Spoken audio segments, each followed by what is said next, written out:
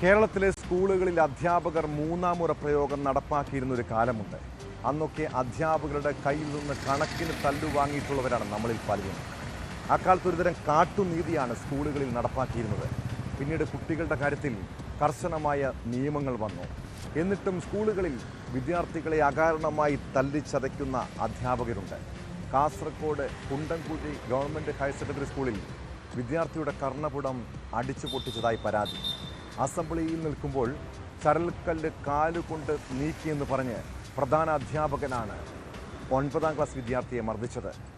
അതേസമയം കുട്ടിയെ മർദ്ദിച്ചിട്ടില്ലെന്നാണ് പ്രധാന അധ്യാപകന്റെ വിശദീകരണം.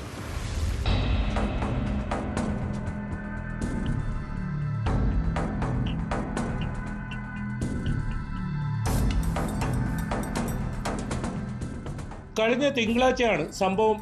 ചെവിക്ക് പരിക്കേറ്റ കുട്ടി വീട്ടിൽ വിശ്രമത്തിലാണ്. ശസ്ത്രക്രിയ വേണമെന്ന് ഡോക്ടറെ നിർദ്ദേശിച്ചതായി അമ്മ പറയുന്നു.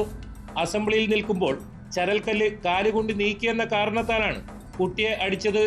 അസംബ്ലി നടക്കുന്നതിനിടെ കുട്ടിയെ മുന്നിലേക്ക് വിളിച്ച് വിദ്യാർത്ഥികളുടെ എല്ലാം മുന്നിൽ വെച്ച് കോളറിൽ പിടിച്ചുവെന്നും കരണത്ത് അടിക്കുകയായിരുന്നുവെന്നാണ് ആരോപണം.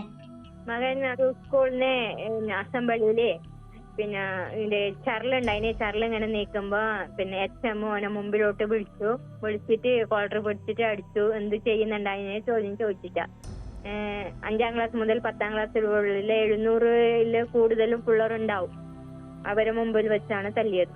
PTA പ്രസിഡന്റും അധ്യാപകരും ഒത്തുതീർപ്പിന് സമീപിച്ചുവെന്നും പണം വാഗ്ദാനം ചെയ്തെന്നും ആക്ഷേപമുണ്ട്.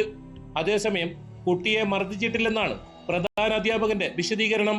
കുട്ടി അസംബ്ലിയിൽ അച്ചടക്കമില്ലാതെ പെരുമാറിയതിനാൽ വിളിച്ച് ശാസിക്കുക മാത്രമാണ് ചെയ്തതെന്നും പ്രധാന അധ്യാപകൻ പറയുന്നു. സംഭവത്തിൽ ഇതുവരെ പോലീസിൽ പരാതി നൽകിയിട്ടില്ല.